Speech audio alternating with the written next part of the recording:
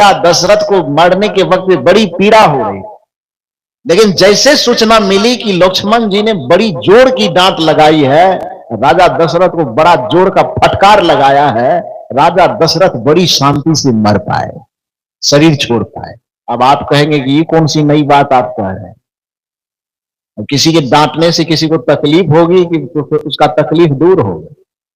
नहीं नहीं नहीं, वही तो बात है कि पढ़ता तो एक ही चीज को सब है, लेकिन उसको देखने का दृष्टिकोण अपना अपना होता है, और दूसरे के दृष्टिकोण को ना पचा पाने के कारण सामने वाला जो परसों जो उछल रहा था, यही होता है।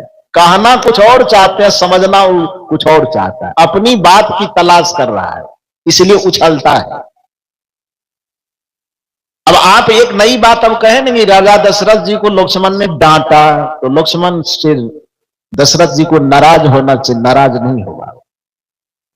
उसे एहसास था कि हमारी गलती है, इसलिए अपने छोटे बेटे की डांट पर भी उसको बड़ी प्रसन्नता हुई। कैसे? कहानी से आप समझिए कि सुमंत जो राजा दशरथ के तो मंत्री थे ही, मित्र भी थे, उस सुमंत को यह जिम्मेदारी दी गई कि आप राम जी को वन में छोड़ करके आइए। वनवास चूंकि हो गया था, तो राजा दशरथ ने उनके कान में कहा था कि देखो, वनवास तो दे नहीं रहे हैं, हमको तो जबरदस्ती दिलवाया जा रहा है, तो इनको जंगल लेते जाओ, और जंगल जा करके बस किसी तरह से सिखा के, पढ़ा के, मना के, जैसे भी होगा जंगल से, वन से इनको लौटा के ले आना।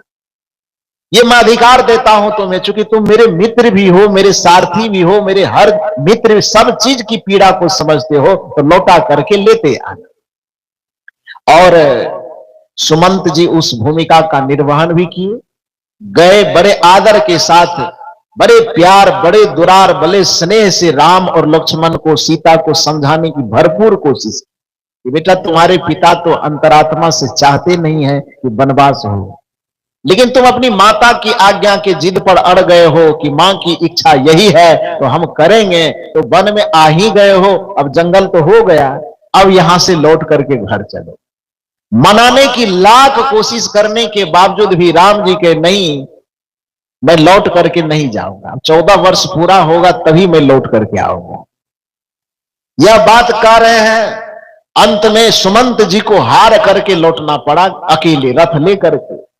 तो जब रथ ले करके वह लौट रहे थे, तो सुमंत ने कहा कि भाई अब तो तुम जा नहीं रहे हो, हमको तो लौटना पड़ेगा, राजा वहां इंतजार भी कर रहे हैं, तो लौट करके जब जाऊंगा तो बताओ कि तुम्हारे तरफ से तुम्हारे माता को, पिता को कुछ संदेश भी सुनाओ। यदि पूछेंगे कि वहां से आए तो मेरे बच्चों ने, राम ने, लक्ष्मण ने, सीता ने मेरे बारे में कुछ कहा भी है, आपके बारे में कुछ सुनाऊं कि न सुनाऊं? राम जी ने कहा जरूर सुनाइए। क्या सुनाइए? राम जी ने कहा मेरे पिताजी से कहिएगा कि वो चिंता न करे, मैं दोबारा लौट करके उनके पास आऊंगा, इसलिए वह स्वस्थ रहें, बढ़िया से रहें और राजकाज तब तक देखें। 14 वर्ष तो खेल खेल में बीत जाएगा, मैं उनके पास बढ़िया से लौट करके आ जाऊंगा, उसको परेशान होने की आवश्यकता नहीं। सीता जी से पूछा आप कुछ कहना चाहेंगे अपनी सास के लिए, सासू मां के लिए, अपने ससुर जी के लिए? सीता जी ने कहा कि हम कुछ नहीं कहेंगे, बस इतना कहिएगा कि उनके आशीर्वाद से श्री राम जी मुझे मिले हैं, और उनके आशीर्वाद से मैं अपनी पति की छाया में बढ़िया से रह रही हूं। बस उन्हें कहिएगा कि आप भी प्रसन्न रहिएगा और वहां से ऐसा आशीर्वाद बरसाते रहिएगा, इस जंगल में मेरा सुहाग सलामत रहे और मैं भी यहाँ ठीक ठाक से रहूं, इतना ही आशीर्वाद कहिएगा। इसके अलावा मुझे कुछ नहीं करना, मेरा प्रणाम कहिए। अब तीसरा आदमी कौन बच गया? लक्ष्मण। लक्ष्मण से कहा कि आप भी कुछ कहेंगे क्या? लक्ष्मण ने कहा हम कुछ नहीं कहेंगे। सुमंत जी ने कहा नहीं नहीं, कुछ कह दीजिए। एक बार, 2 बार जब लक्ष्मण को कहा जाके कह दीजिएगा बुढ़वा से, उसकी जो बुद्धि सठिया गई है कि बिना किसी कारण के, बिना किसी वजह के हमारे भ्राता श्री को कष्ट दे दिया, भाभी को कष्ट दे दिया, उसकी बुद्धि भ्रष्ट हो गई। जा करके कहिएगा लक्ष्मण कहा है कि जब 14 वर्ष के बाद मैं लौट करके आऊंगा तब आपको सबक सिखाऊंगा कि बिना गलती के सजा देने का क्या परिणाम होता है। आप मेरे पिता भी हैं, फिर भी मैं आपको सजा देने से नहीं चूकूंगा, आपको दंड दूंगा। यह बात जाकर के मेरे पिता को बता दीजिए। बात तो सुनने में थोड़ी उदंडतापूर्ण लग रही है, लग रहा है कि ऐसा लक्ष्मण को नहीं कहना चाहिए। सुमंत जी लौट करके गए। नियमतः सब कौशल्या ने वगैरह जो भी थे घर के सदस्यों ने पूछा तो राम जी जो उधर से संदेश भेजे थे वह भी सुना दिया कि प्रणाम कहा है, बढ़िया से रहने कहा है, चिंता नहीं करने के लिए कहा है। फिर पूछा सीता ने क्या कहा, तो कहा कि आपके आशीर्वाद से हम ठीक ठाक हैं। खुशी की बात इतनी है कि जहां भी हो मैं अपने पति की छत्र छाया में हूं, इसलिए चिंता की बात नहीं है। आप अपना आशीर्वाद बनाए रखें कि जंगल में भी हम रहे तो सुरक्षित रहे, ठीक ठाक रहे, तो चिंता मत कीजिए। राजा दशरथ पूछते हैं वो छटका वाला लक्ष्मण क्या कहा। सुमंत माथा नीचे कर लिए। सुमंत ने कहा कि उन्होंने जो कहा वो कहने की हिम्मत मुझ में नहीं है। राजा दशरथ ने कहा कि ना मैं कहीं दो, कहा क्या पहले ये तो बताओ। उन्होंने कहा कि नहीं महाराज मैं नहीं बता सकता हूं। राजा दशरथ ने कहा कि तुम मित्र के तरह नहीं बताओगे तो एक राजा का आदेश है, तुम्हें बताना होगा। अब राजा का आदेश मिला तो कैसे छुपाएगा वो। राजा का आदेश है कि तुमको जंगल में लक्ष्मण ने क्या संदेश दिया, क्या कहा वो बताओ। सुमंत ने कहा कि मुझे फांसी दे दीजिए लेकिन ये बात मत पूछिए, मैं नहीं बता पाऊंगा। राजा दशरथ ने कहा कि भाई चाहे जिस भी तरह से बता, चाहे मित्र बन के बता कि सेवक बन के बता, लेकिन बता दे कि लक्ष्मण ने कहा क्या। क्यों नहीं बताना चाहते हो। विवश होकर के लाचार होकर के कहा मैं कहना नहीं चाहता हूं लेकिन क्षमा करें महाराज, लक्ष्मण आप पे बड़े क्रोधित थे और उन्होंने कहा कि जाकर के कह देना बुढ़े से कि 14 वर्ष के बाद लौट के आऊंगा तो सब हिसाब किताब चुकता करूंगा। राजा दशरथ को जो परेशानी थी ना उसका माथा हल्का हो गया। जो दर्द में कराह करके रो रहे थे वो मुस्कुराने लगे। अब सुमंत को समझ में नहीं आया कि कहीं शॉट तो नहीं लग गया इनको दिमाग में। लक्ष्मण की बात सुना दिया तो कहीं दिल को ऐसी धक्का तो नहीं लगे कि मतलब दिमाग खराब हो गया। अभी अभी रो रहे थे, अभी हंसने क्यों लगे। तो सुमंत ने राजा दशरथ से पूछा महाराज कुछ गलती हो गई क्या। पहले तो मैं बताना नहीं चाह रहा था लेकिन आपने जब पूछ लिया तब तो मैं बता रहा था, जिद पाप के जिद पर बता रहा था। आप तुरंत रो रहे थे, तुरंत हंसने लगे, ये हंसने का कारण बता दीजिए। राजा दशरथ ने कहा राम के बात पर मुझे हंसी नहीं आई, सीता के बात पर मेरी आत्मा को प्रसन्नता नहीं मिली, लेकिन लक्ष्मण ने मेरी गलती पर मुझे डांटा है, इसके लिए मुझे प्रसन्नता मिली। कहा क्यों। कहा इसलिए क्योंकि लक्ष्मण जिस राम के साथ में खड़े हैं, सोचो सुमंत कि जो लक्ष्मण अपनी भाई के तरफदारी करते हुए, अपने भाई के न्याय की वकालत करते हुए अपने बाप तक को भी बुरा कहने के लिए नहीं छोड़ता है, यदि काल भी उसके सामने आएगा तो राम को छूने से पहले उसे लक्ष्मण से टकराना पड़ेगा। इस बात के लिए मैं निश्चिंत हो गया कि मैं उसका पिता हूं। ये लक्ष्मण भी जान रहा है, लेकिन उस लक्ष्मण को पता चला कि मेरे पिता ने मेरे भाई के साथ अन्याय किया। उस भाई के सामने वो कवच बन करके खड़ा हो गया और पिता को भी खड़ी खोटी कहने के लिए नहीं छोड़ा। तो जिस भाई के प्रति भाई के अंदर इतना प्रेम है, इतना लगाव है, जब वह लक्ष्मण अपने पिता को राम के लिए नहीं छोड़ा, राम के कारण ललकार दिया अपने पिता को, तो उसके सामने जंगल में चाहे कितनी भी बड़ी मुसीबत आएगी, वह मुसीबत राम को छूने से पहले लक्ष्मण से टकरा के ही चूर हो जाएगी। इस बात से मैं निश्चिंत होकर जा रहा हूं कि मेरा राम जंगल में अकेला नहीं है, उसके साथ में लक्ष्मण खड़ा है, जो गुनाह करने पर, भाई के बीच में अवरोध बनने पर अपने पिता तक को भी डांटने के लिए नहीं छोड़ रहा है। वह आदमी दूसरे को क्या गुजारे, गाजर मूली की तरह खा जाएगा। तो इसलिए अब मैं जब इस दुनिया से जाऊंगा तो बड़ी शांति के साथ जाऊंगा कि मेरा राम जंगल में अकेला नहीं है, उसके साथ लक्ष्मण जैसा भाई है। तो कहने का यह मतलब है कि कहीं कहीं पर गलती होने पर यदि कुछ बात छोटों के द्वारा भी बताई जाती हो तो उस बात को सहजता के साथ स्वीकार करना चाहिए, समझना चाहिए कि सारे ज्ञान का खजाना मेरे अंदर ही नहीं है, कुछ ज्ञान की बातें हमसे संबंध में छोटे लोग भी जानते, उनकी भी बातों का कद्र करना चाहिए। तो आइए, मैं कह रहा था कि राम, निषाद राज और लक्ष्मण की बात चर्चा कर रहा था कि राम जी सोए हैं, सीता जी विश्राम कर रही है, लक्ष्मण टहल रहे हैं, मुंह से बरबरा रहे हैं, दोष दे रहे हैं कि कैकेयी माता के कारण, राजा दशरथ के कारण मेरे भाई को कष्ट मिला। और उसी समय निषाद राज आ जाते हैं। निषाद राज ने कहा, क्या बड़बड़ा रहे हो, बताओ। तो लक्ष्मण वही दोषारोपण कर रहे हैं। राम जी उन दोनों की बात को सुनते हैं, लेटे ही तो है, सो तो रहे नहीं है, क्योंकि जिस आदमी के माथे पर कोई परेशानी हो, कोई चिंता हो, उसको भला नींद कैसे आ सकती है। राम जी केवल लेटे हैं, नींद नहीं आई है। निषाद राज और लक्ष्मण को टहलते देखकर राम जी उठ करके आते हैं और आकर के विनम्रता के साथ कहते हैं, आप दोनों क्या बातचीत कर रहे हैं। लक्ष्मण चुप हो गया, निषाद राज भी चुप होकर के उधर मुंह घुमा लिए। लेकिन राम ने कहा कि नहीं भाई, बताओ, मैं भी आपके हंसी खुशी में शामिल होना चाहता हूं, क्या बातचीत हो रही है, चर्चा का हिस्सा मुझे भी तो बनाओ। राम जी के सौहार्दपूर्ण, सौम्यतापूर्ण, मित्रतापूर्ण व्यवहार को पा करके लक्ष्मण ने कहा, भैया क्या बताऊं, वही घर की बात बता रहे थे, राजा दशरथ जी और माता कैकेयी के कारण आपको वनवास मिला, ये अच्छा नहीं हुआ।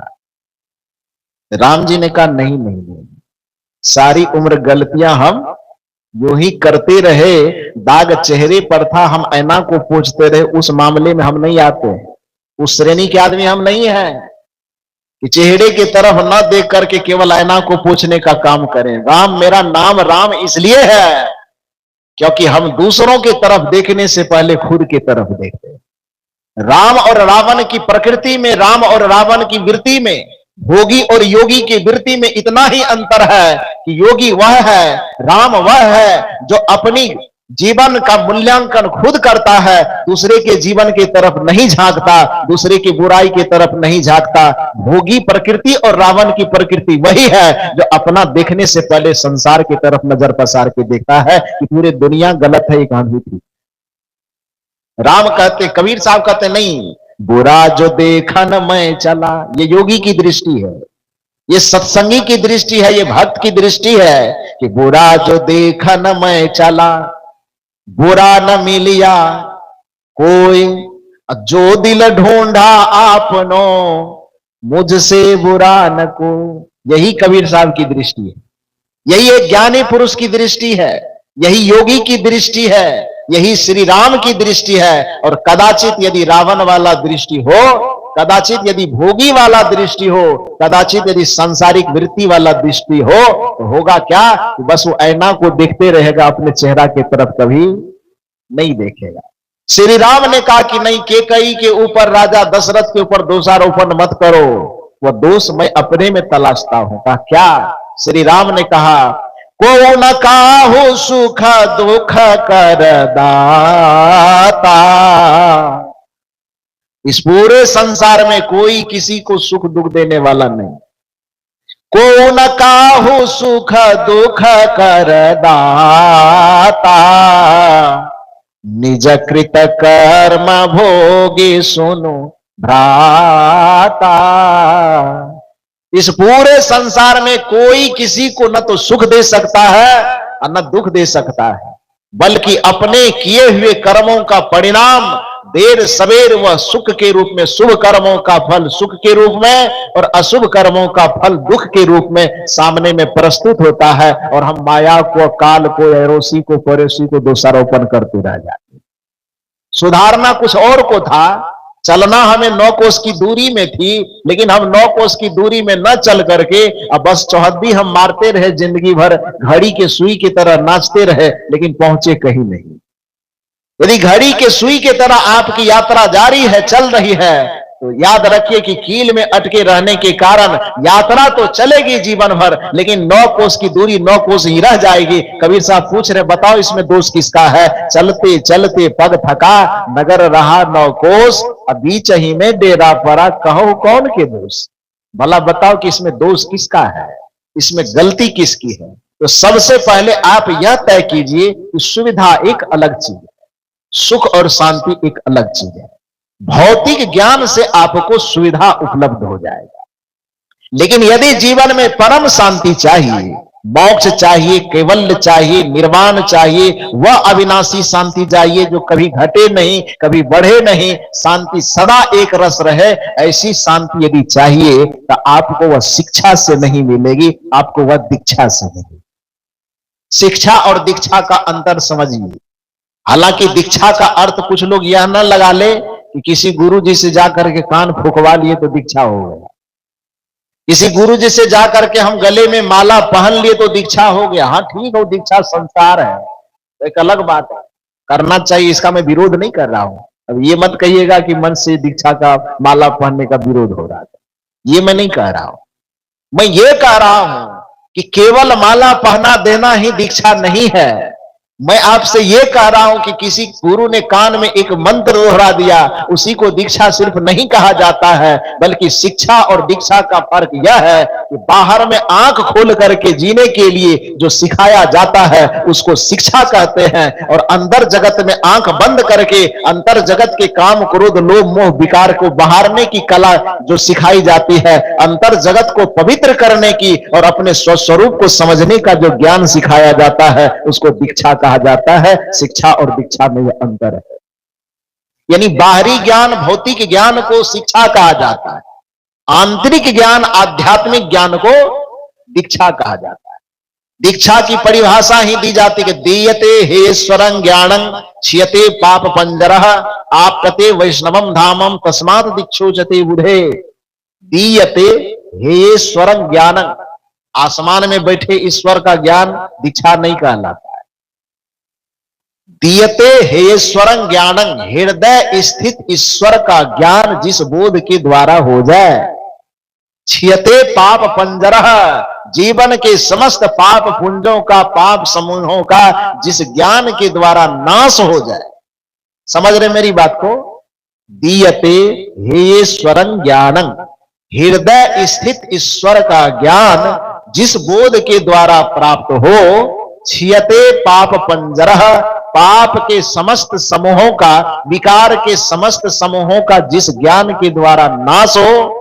और आप्यते वैष्णवम धामम, अपने विष्णु स्वरूप राम स्वरूप ब्रह्म स्वरूप शिव स्वरूप उस आत्मा रूपी परमात्मा में विराजमान होने की ज्ञान, स्थित होने का ज्ञान जिस ज्ञान से प्राप्त होता हो उसी को दीक्षा कहा जाता है। ज्ञानी जन उसी को दीक्षा कहते हैं। दीयते हेश्वरं ज्ञानं क्षीयते पाप पंजरः आप्यते वैष्णवम धामम तस्मात् दीक्षोचते बुधे, उसी को दीक्षा कहा जाता है। तो भौतिक उपलब्धि को प्राप्त करने के लिए जितना आवश्यक शिक्षा है, आध्यात्मिक जीवन के चरम परम अनुभूति को प्राप्त करने के लिए उतना ही आवश्यक दीक्षा है। आदमी को दोनों दिशा में दोनों अवस्था में परिपूर्ण होने के लिए उधर भौतिक ज्ञान से भी संपन्न होना चाहिए और साथ साथ इधर आध्यात्मिक ज्ञान से भी उसको संपन्न होना चाहिए। भौतिक ज्ञान की पढ़ाई विद्यालय में होती है और आध्यात्मिक ज्ञान की पढ़ाई इसी सत्संग में होती है। इसलिए हमें जीवन में सत्संग में आना चाहिए, संत गुरुजनों के सानिध्य में आना चाहिए, इसीलिए सत्संग की आवश्यकता है। भौतिक ज्ञान की जरूरत हो विद्यालय चले जाइए, आध्यात्मिक ज्ञान की जरूरत हो सत्संग में आइए, भौतिक ज्ञान की जरूरत हो शिक्षकों के सानिध्य में बैठिए, और आध्यात्मिक ज्ञान की आवश्यकता है तो संत और सदगुरु के शरण में बैठिए। आपका जीवन निहाल हो जाएगा, आपका जीवन धन्य हो जाएगा।